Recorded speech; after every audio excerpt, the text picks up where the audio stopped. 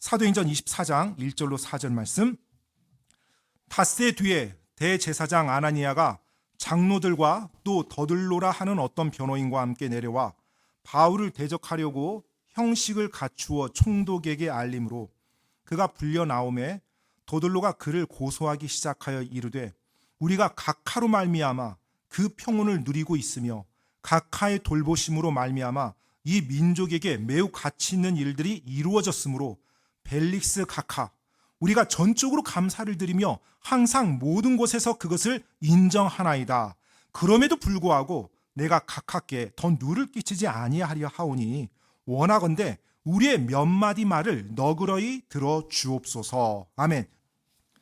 지난 시간에 로마 총대장이었던 루시아가 급하게 바울을 예루살렘에서 가이사랴로 호송한 것을 저희가 보았습니다.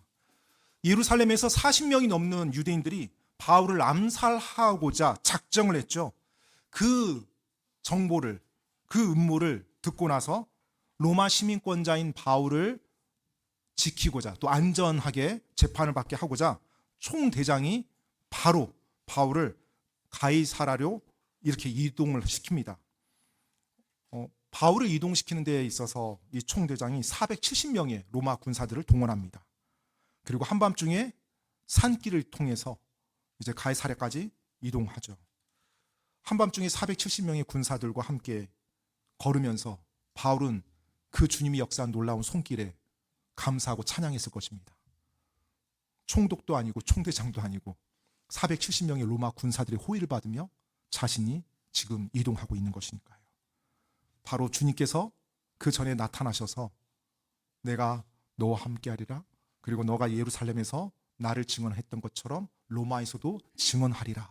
그 말씀을 바울은 다시 한번 정확히 깨달으며 지금 이 모든 일이 주님의 놀라운 손길에서 움직이고 있다는 것을 알았을 것입니다. 그렇게 바울은 가이사랴까지 안전하게 도착을 하고요. 그곳에서 총독 벨릭스를 만납니다. 총독 벨릭스는 총대장 루시아의 편지를 보고 어떤 상황인지 일단 감을 잡습니다. 그리고 바울의 고소인들이 오면 그때 본격적으로 신문을 하겠다고 말하며 헤롯의 재판정에 바울을 가둬놓습니다. 그렇게 5일이 지났을 때 드디어 바울의 이 고소인들이 가이사랴까지 오게 됩니다. 오늘 1절 말씀에 보니까 이렇게 표현되어 있습니다. 닷새 뒤에 대제사장 아나니아가 장로들과 또 더들로라 하는 어떤 변호인과 함께 내려와 바울을 대적하려고 형식을 갖추어 총독에게 알림으로. 자, 지금 대제사장 아나니아와 그 다음에 유대 장로들이죠. 종교 지도자들입니다. 그들이 한마디로 말하면 고소인단을 결성한 거예요. 바울을 대적하기 위해서. 그렇게 가이사랴 총독 앞에까지 왔는데 그들만 온 것이 아니라 한 사람을 데리고 왔어요. 그가 변호인이라고 말하는 더들로입니다. 이 당시 변호인은 오늘날처럼 변호사와 같은 그런 자격이 있는 건 아니에요. 그러니까 자격이나 면허증이 있는 건 아닙니다. 다만 로마법에 대해서 잘 알고 있고 말을 굉장히 잘하는 달변가들을 때때로 법정에서 유리한 판결을 얻어내기 위해서 고용을 합니다. 돈 주고. 그래서 유리하게 자기가 원하는 판결을 얻어내는데 사용했던 사람들이 바로 이 더들로와 같이 변호인이라는 사람들이 어떻게 보면 변론가죠. 그리고 연설가입니다. 이런 사람들이 이제 이렇게 고용돼서 사용되곤 했었습니다. 지금 이 더들로라는 사람을 데리고 가이사랴까지 온 거예요. 물론 이들이 가이사랴로 오기 전에 함께 모여서 회의를 했겠죠. 어떤 식으로 고소를 해야 바울을 유죄로 정죄해서 처형까지 당하게 할 수 있을까? 그래서 많은 것들을 검토하고 그리고 지금 왔을 겁니다. 그렇게 이제 5일이 걸려서 도착을 한 겁니다. 자, 2절로 4절 말씀. 이제 이 더들로가 어떻게 총독에게 말을 하는지 한번 보십시오. 2절로 4절 말씀. 그가 불려 나오매 더들로가 그를 고소하기 시작하여 이르되 우리가 각하로 말미암아 큰 평온을 누리고 있으며 각하의 돌보심으로 말미암아 이 민족에게 매우 가치 있는 일들이 이루어졌으므로 벨릭스 각하 우리가 전적으로 감사를 드리며 항상 모든 곳에서 그것을 인정하나이다. 그럼에도 불구하고 내가 각하께 더 누를 끼치지 아니하리 하오니 원하건대 우리의 몇 마디 말을 너그러이 들어주옵소서. 지금 2절부터 4절까지 제가 좀 읽었습니다. 조금 더 좀 표현을 좀 제가 느끼하게 말을 했어야 됐는데, 여하튼 들어보면서 이 내용이 어떤 것 같습니까? 네, 그렇죠. 아부라는 거 느껴지십니까? 역시 변호인답다. 왜 유대 지도자들이 이 사람을 데려왔는지 이해가 되는 이제 그 순간이었어요. 지금 이 더둘로의 말만 들어보면 총독 벨릭스가 굉장히 훌륭한 총독인 것처럼 들립니다. 그런데 사실 역사는 그렇게 말해주고 있지 않아요. 유대 역사가인 요세푸스의 그 기록을 보게 되면 이 총독 벨릭스는 노예 출신인데 총독까지 오른 사람이에요. 대단한 출세를 한 사람이죠. 그리고 이 사람에 대한 특징이 기록되어 있는데 매우 잔혹하고 부패한 통치자였다. 그리고 뇌물과 사리 사욕에 집착했던 사람이었다라고 그렇게 평가가 되고 있어요. 그리고 자신이 관리하는 그 구역에서 소요나 반란이 일어나면 아주 과도한 폭력을 사용해서 진압했던 그런 잔인한 지도자였다. 이런 식으로 표현하고 있습니다. 사실 이 당시에 로마 제국은 팍스 로마나라는, 라틴어죠. 팍스 로마나, 즉 로마의 평화라는 그 모토를 가지고 제국을 다스렸어요. 즉 정복한 제국, 국가에서 질서만 유지되고 평화가 유지되면 괜찮았어요. 많은 것을 허용해 줬어요.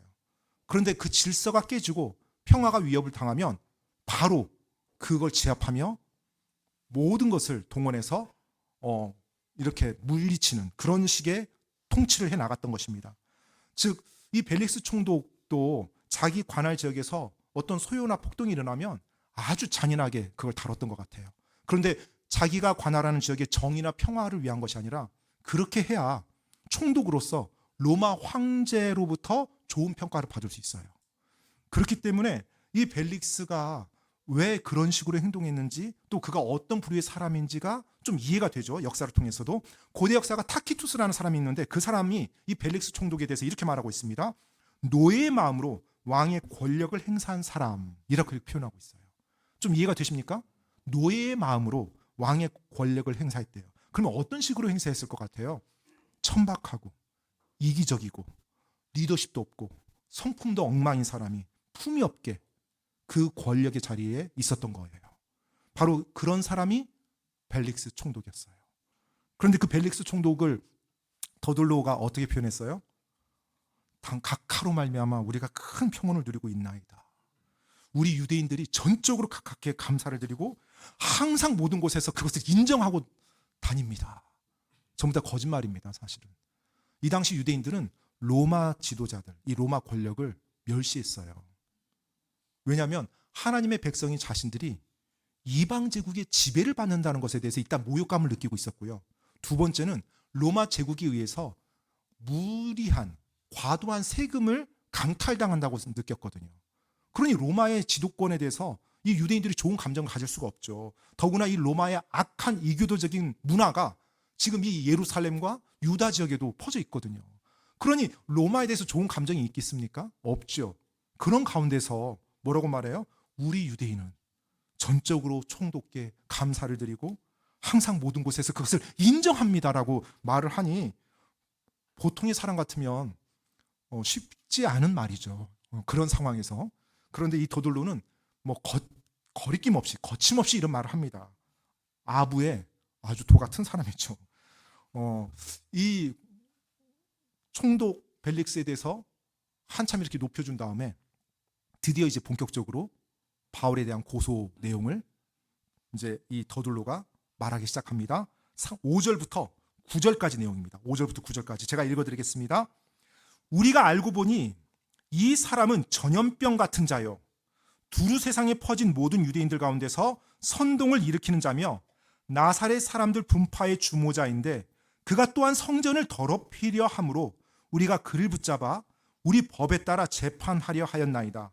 그러나 총대장 루시아가 우리를 기습하여 큰 폭력으로 우리 손에서 그를 빼앗아 데리고 간 뒤 그의 고소인들에게 명령하여 각하께 오라고 하였으니 각하께서 그를 신문하시면 우리가 그를 고소하는 이 모든 일에 관하여 친히 아실 수 있으리이다 하매 유대인들도 동의하며 이 일들이 그러하다고 말하니라.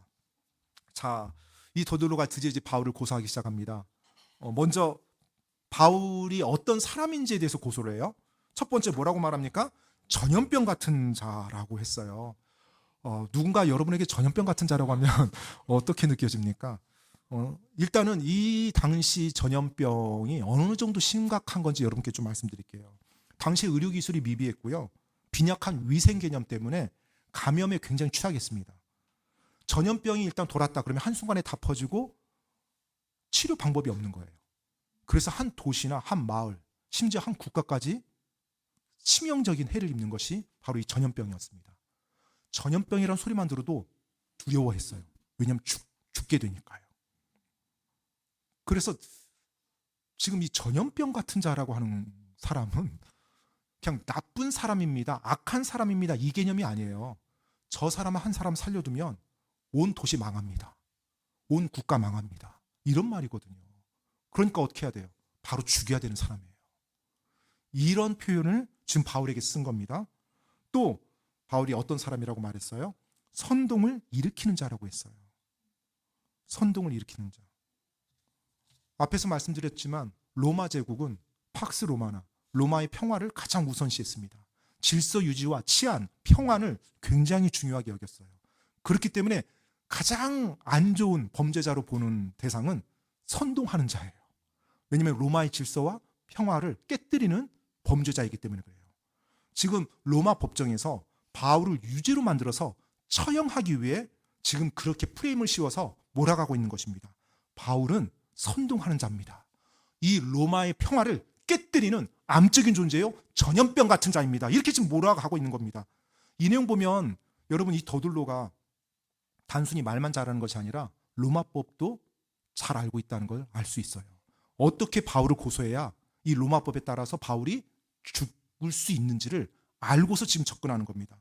그리고 또 이 더둘로는 바울을 나사렛 사람들 분파의 주모자라고 말했습니다. 당시 로마 제국은 제국이 인정하는 종교만 허락했어요. 유대교는 로마 제국이 인정하는 종교였습니다. 그리고 로마에서는 이미 바울이 선교 여행을 통해서도 몇 번 경험을 했지만 바울이 믿는, 즉 예수님을 믿는 그 믿음에 대해서 유대교의 한 지파로 같은 토대라고 인정을 해줬었어요. 그런데 더둘로는 지금 어떻게 말하고 있는 거예요? 바울은 이단이라는 거예요. 지금 유대교와는 전혀 상관이 없는 이단아라는 겁니다. 거기에 주모자라는 거예요. 그래서 불법적인 지금 종파 활동을 하고 있는 겁니다. 로마 제국이 허락하지 않은 이 불법적인 일을 바울이 하고 있습니다. 그래서 처벌받아야 됩니다. 이 말을 하고 있는 것입니다. 바울이 어떤 사람인지에 대해서 지금 더둘로가 말을 했어요. 그리고 이제 이어서 바울이 어떤 일을 했는지에 대해서 또 고소를 하는데요. 7절 말씀에 보니까 그러나 총대장 루시아가 우리를 기습하여 큰 폭력으로 우리 손에서 그를 빼앗아 데리고 간 뒤 그의 고소인들에게 명령하여 가깝게 오라고 하였으니 가깝게서 그를 신문하시면 우리가 그를 고소하는 이 모든 일에 관하여 친히 아실 수 있으리이다 라고 말을 했어요. 지금 7절 말씀 보면 거짓말이죠. 자신들이 바울을 붙잡아서 법에 따라 재판하려고 했어요? 아니요. 바울 잡아서 죽이려고 했어요. 폭력이 행사돼서 총대장 루시아가 그 집단 폭력이 행해지는 장소에서 바울을 건져낸 겁니다. 그런데 여기서는 총대장이 자기들을 기습해서, 자기들은 법에 따라서 올바르게 하려고 했는데 자기들을 기습해서 큰 폭력으로 바울을 빼앗아갔다고, 그렇게 지금 몰아가고 있는 거예요. 거짓말입니다. 완전히. 그런데 그 거짓말을 진리인 것처럼, 진실인 것처럼 기가 막히게 말을 해요. 그러면서 방금 8절에 가깝게서 바울 신문하면 우리 말이 맞다는 거 아실 겁니다. 이렇게 말해요. 놀랍지 않습니까? 더둘로도 자기가 지금 이 사실을 왜곡해서 말한다는 것을 알았을 텐데 바울을 신문해 보십시오. 그러면 제 말이 맞다는 거 가깝게서도 아실 겁니다. 이 말을 하는 거예요. 이게 지금 어떤 표현일까요? 고도의 심리전입니다. 지금 총독 벨릭스에게 프레임을 딱 씌우는 거예요. 그래서 바울을 신문해 보면 제 말이 맞다는 거 아실 겁니다 라고 말하므로 그렇게 그런 관점에서 바울을 바라보도록 총독을 지금 유도하는 거예요. 굉장한 수법이죠, 사실은. 심리적인 거, 이 모든 걸 다 동원해서 지금 자기가 원하는 판결을 끌어내려고 지금 이 일을 하고 있는 것입니다.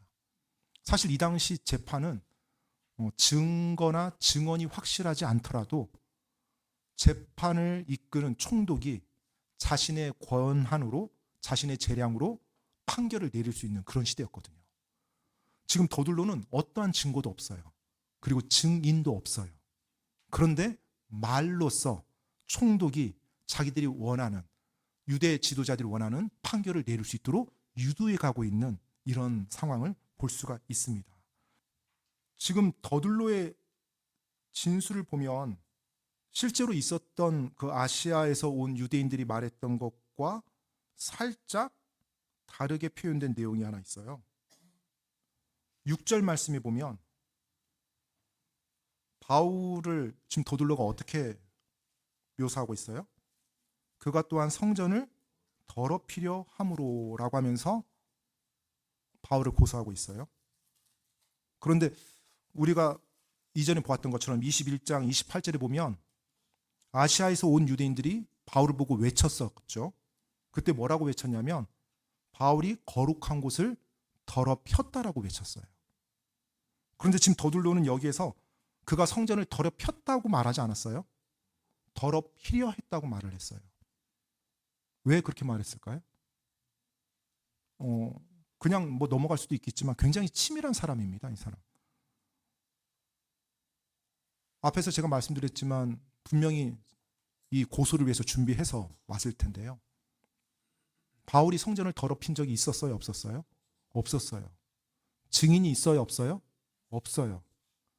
바울과 함께 있었던 이방인을 성전에서 본 적이 없어요. 그러니 증거도 없고 증인도 없는 거 가지고 말을 하면 자신들이 고소하는 내용이 신뢰성이 떨어지죠. 그러니까 결국은 표현을 이제 이런 식으로 바꾼 겁니다. 성전을 더럽히려 했다라고요. 그럼 아직 더럽힌 건 아니에요? 근데 더럽히려 했어요? 그럼 이제 그것은 어떻게 밝히면 돼요? 정황상 그렇다고 주장하면 돼요. 그러면 그들이 고소하는 내용이 설득력 있게 다가와요. 지금 이런 내용까지도 이 더둘로가 기가 막히게 고소거리를 이렇게 조작해서 총독에게 와서 지금 고소를 하는 겁니다. 바울이 지금 서 있는 이 재판정을 보면 진실과 정의는 전혀 없는 장소예요. 자신들의 이득과 자신들의 이권과 욕망에만 혈안되어 있는 종교 지도자들 그리고 정치 지도자, 그들 안에서 지금 바울이 놓여져 있는 것입니다. 2000년 전에도 그랬고 오늘날도 역시 마찬가지죠. 여전히 악이 범람하고 있고 거짓 고소가 난무하고 있고 또 그걸 판결하는 판결자들, 부패한 사람들이 있습니다. 그리스도인들도 이런 세상에서 살아가야 되다 보니 그런 일을 당할 수밖에 없어요. 지금 바울이 정확히 그 상황입니다. 바울이 잘못한 거 없어요. 그런데 완전히 누명을 쓰는 거죠. 거짓 고소로 당한 겁니다. 그러면 그 상황에서 이제 바울은 어떻게 합니까? 여러분이 바울 입장에 그 법정에 서 있다고 가정해 봅시다. 여러분은 어떻게 하시겠습니까? 이제 바울이 어떻게 하는지 함께 보겠습니다. 10절 말씀입니다. 10절.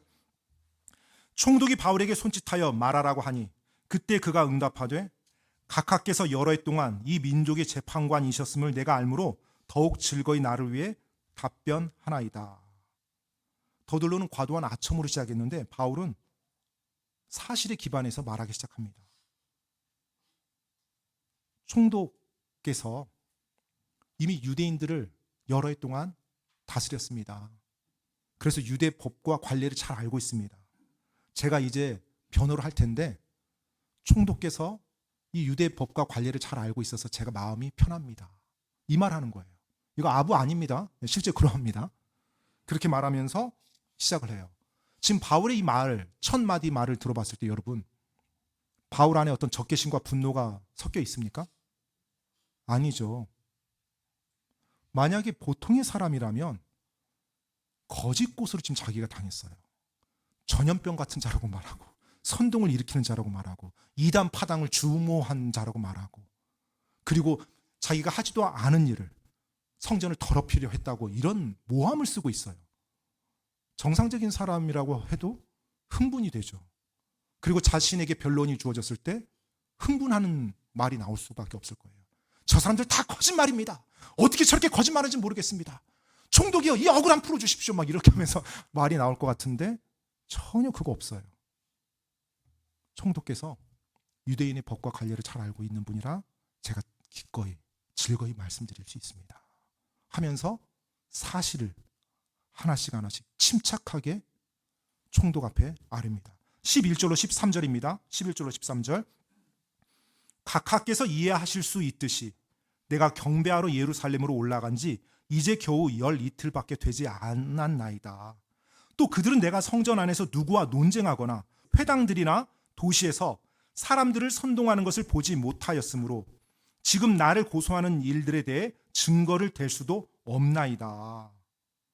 사실을 정확히 진술하고 있어요. 총독이요, 지금 제가 예루살렘에 오고 나서 이제 12일이 됐습니다.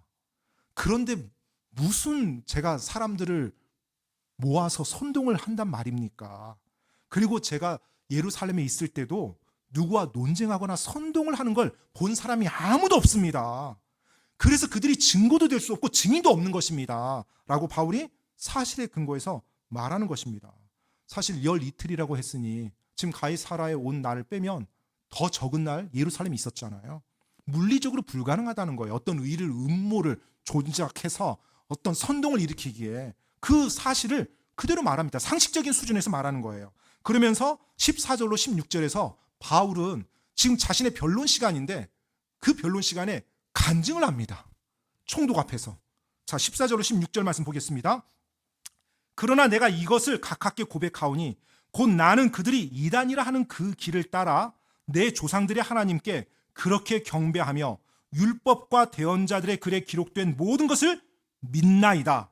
또 하나님을 향한 소망, 즉 그들도 스스로 인정하는 소망을 내가 가지고 있는데 그것은 죽은 자들의 부활, 곧 의로운 자들과 불의한 자들의 부활이 있으리라는 것이니이다.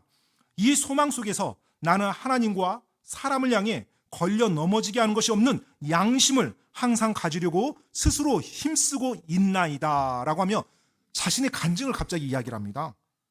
자, 일단은 어떤 내용을 말하고 있어요? 저는 이단 아닙니다. 저들이 이단이라고 말하는 그 방식으로 그들이 말하는 그 길에 따라서 저들이 믿는 하나님 저도 믿습니다. 내 조상들의 하나님 저도 믿습니다. 저들이 말하는 율법과 대언자들의 글, 하나님의 말씀이라고 하는 것 저도 그거 믿습니다. 저들과 똑같이 믿는 사람입니다 라고 말을 해요. 그러면서 하나님을 향한 소망, 즉 죽은 자들의 부활이 있다는 거 저 믿습니다. 그런데 바리새인들과 상당수의 유대인들도 그걸 믿고 있거든요. 그들도 그거 믿는데 저도 그거 믿습니다. 죽은 자들의 부활. 그러면서 어떻게 설명을 해요? 의로운 자들의 부활과 불의한 자들의 부활이 있다는 거 믿습니다. 그리고 저는 이제까지 양심에 꺼리낌 없이 살아왔습니다. 올바른 양심으로 살아오려고 항상 힘썼던 사람입니다 라고 말을 하는 거예요. 지금 바울이 부활에 대한 이야기를 갑자기 꺼내요. 벨릭스 총독 앞에서. 누가 부활한다는 거예요? 모든 사람이 다 부활한다는 거예요. 예수님 믿는 사람뿐만 아니라 예수님 안 믿는 사람도 부활한다고 말하고 있어요. 의로운 자가 부활하고요, 불의한 자도 부활한다고 말하고 있습니다. 그 사실이 성경에 기록되어 있고 그 사실을 자기도 믿고 있다고. 사실 이 내용이 구약에도 나와 있죠. 구약에 나와 있으니까 유대인들이 그렇게 믿는 거고요. 상당수의 유대인들이.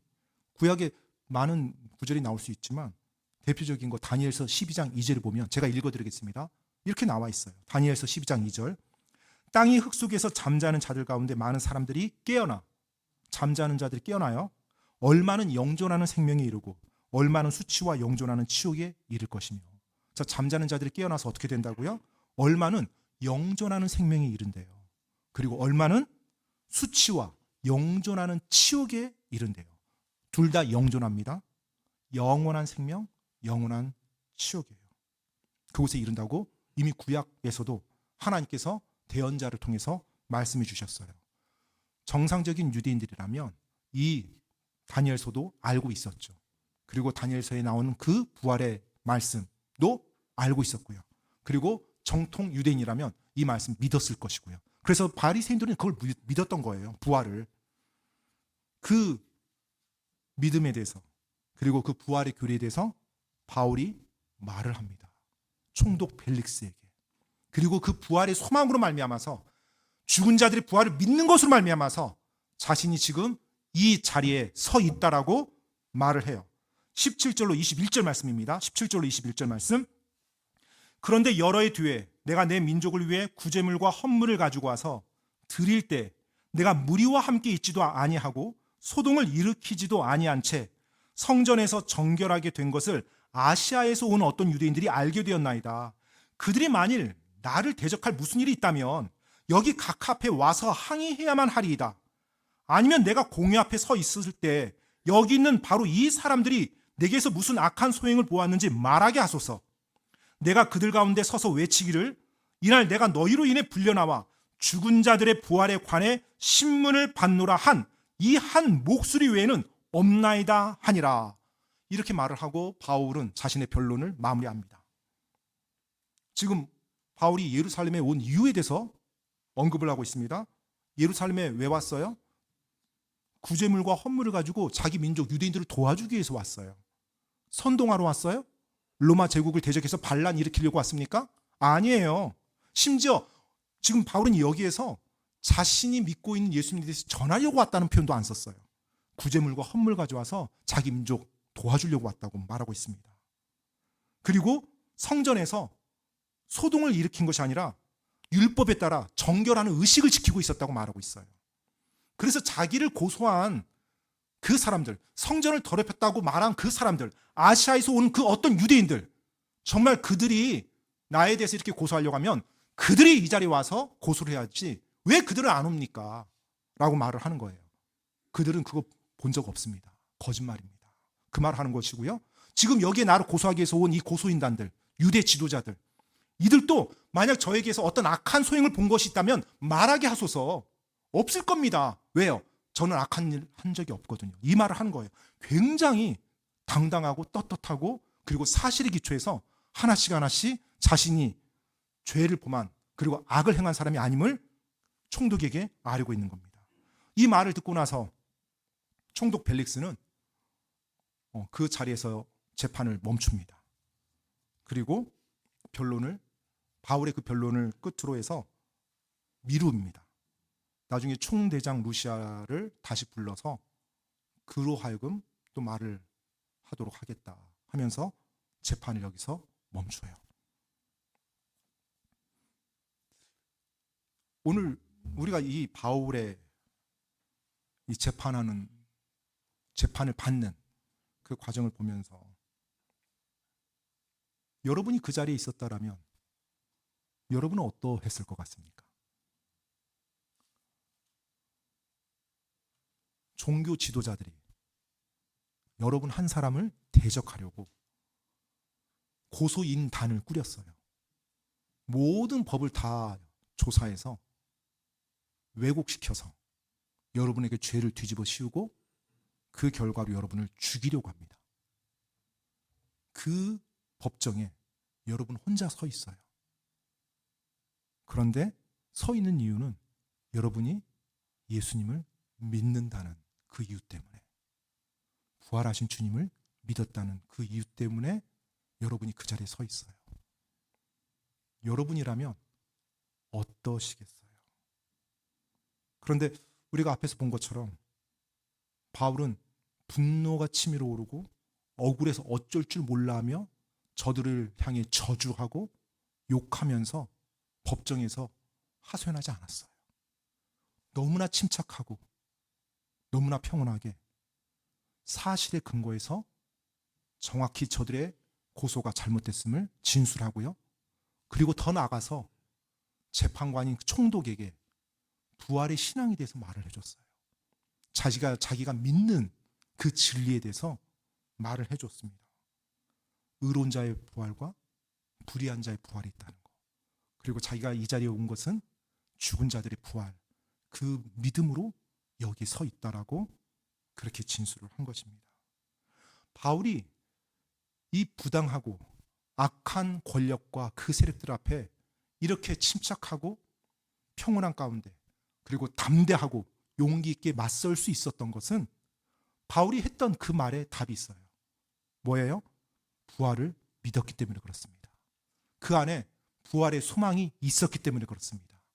예수님이 부활했다는 사실을 믿었을 뿐만 아니라 그 예수님을 믿음으로 말미암아서 자신도 육체를 입고 영화로운 몸을 입고 부활할 거라는 그 소망을 가지고 있었기 때문에 지금 모든 것이 억울하고 부당하게 일어나는 이 상황 속에서도 흔들림이 없었어요.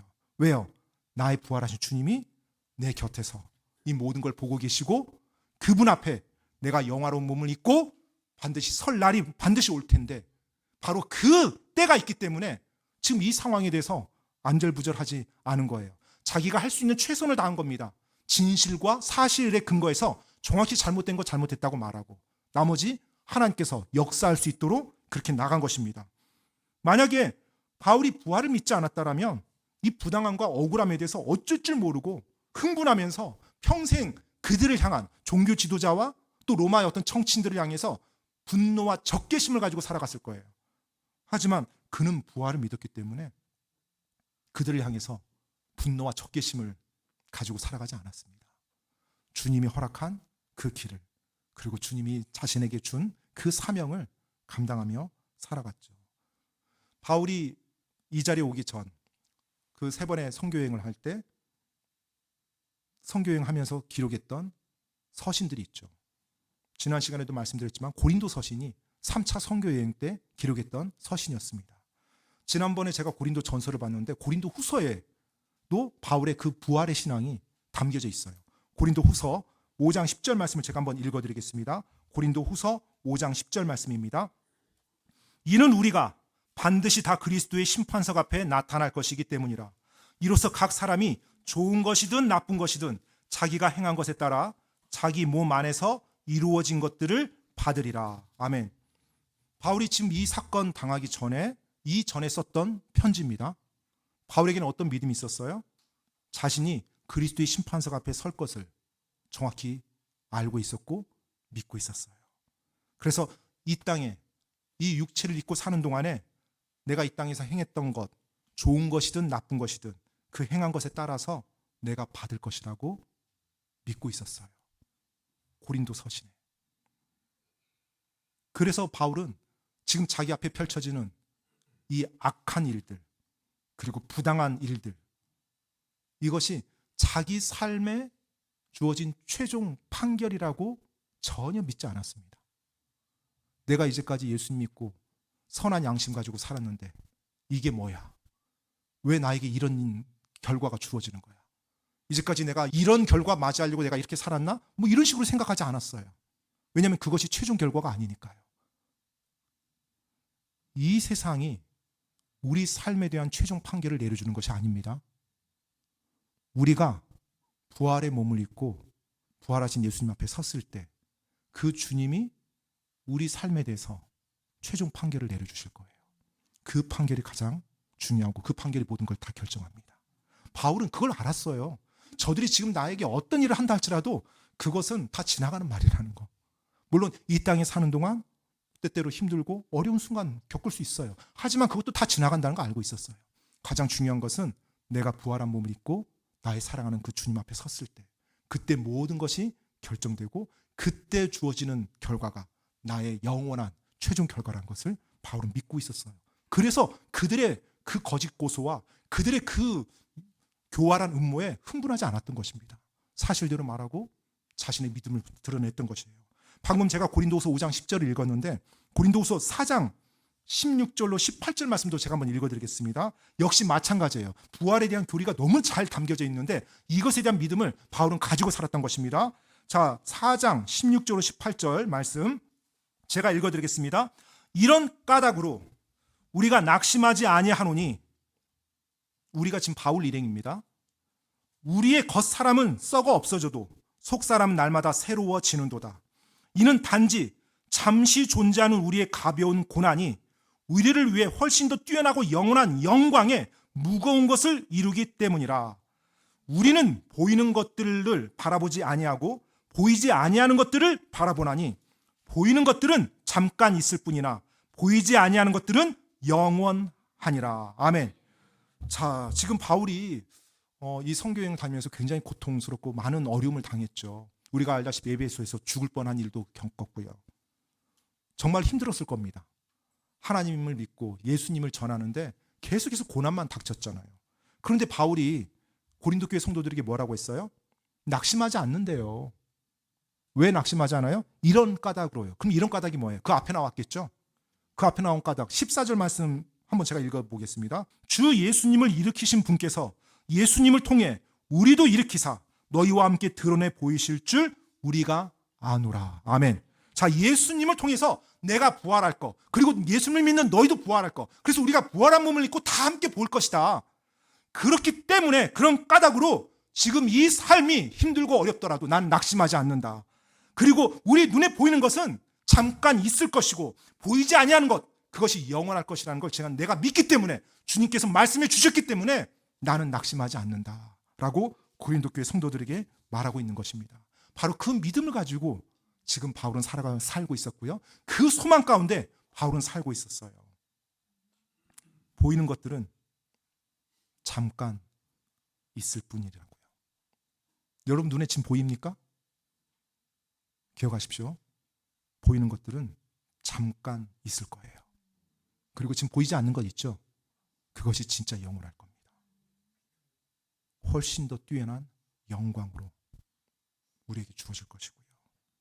그래서 바울은 거짓 고소를 당하고 억울하고 부당한 처지에 놓여 있고 자기보다 권세 있는 그 권력자들 앞에서 인간적으로 보면 어쩔 수 없이 당해야 되는, 너무나 억울해서 어쩔 줄 모르는 그런 상황에 처해 있음에도 불구하고 전혀 안달하거나 분노나 적개심에 사로잡혀서 살아가지 않았어요. 여전히 주님 의지하고 그분의 말씀 선포하고 자신에게 기회 주어질 때마다 주님이 달려가라고 말한 그 길을 걸으며 이 땅의 삶을 달려갔어요. 왜요? 지금 보이는 게 다가 아니거든요. 보이는 건 잠깐 있을 거예요. 그리고 보이지 않는 그 것들이 영원할 거거든요. 반드시 내가 영화로운 몸을 입고 부활할 거예요. 왜요? 그 영화로운 몸을 입고 부활하신 예수님을 바울은 봤죠. 그리고 그 주님을 다시 만날 거라는 거 바울은 들었죠. 그 주님의 말씀에 온 마음으로 믿음을 두고 바울은 살았어요. 그게 바로 살아있는 부활의 소망이었어요. 그 부활의 소망이 바울의 삶을 이 세상의 억울함과 부당한 일에 휩쓸리지 아니하고 자기가 마땅히 서야 되고 자기가 마땅히 가야 될 길을 중심 잡고 갈 수 있게 만들어줬어요. 나중에 바울이 부활의 몸을 입고 예수님 앞에 섰을 때 얼마나 기뻐할까요? 부활의 몸을 입고요. 여러분과 저도 그 부활의 몸을 반드시 입습니다. 예수님을 믿고 구원 받았다라면요. 오늘 저는 이 자리에 혹시 아직 예수님을 나의 개인의 구원자로 영접한 적이 없고 그 확신이 없다라면 부디 그 예수님을 믿고 구원의 확신을 가지고 사시길 간절히 바랍니다. 저에게 말씀하십시오. 제가 기꺼이 도와드리겠습니다. 성경 말씀으로, 제 생각이 아니라 성경 말씀으로 도와드릴 테니 저에게 꼭 말씀해 주십시오. 그리고 구원받고 예수님을 믿고 살아간다라면 여러분 종교 활동이 아니라 바로 살아있는 이 진리, 그리고 눈에 보이는 것만 존재하는 것이 아니라 눈에 보이지 않는 세상이 곧 내 앞에도 펼쳐질 거라는 것을 믿으시기 바랍니다. 바로 예수님이 그것을 입증해 주셨고요. 그 부활의 소망이 여러분과 제가 붙잡고 이 땅을 살아갈 소망이고요. 그 소망을 우리가 가지고 살아갈 때 바울처럼 그 어떤 상황에서도 다시 일어날 수 있는 힘과 능력을 가지고 세상이 이해하지 못하는 평안을 누리며 이 땅을 살아갈 수 있는 그런 힘을 받게 됩니다.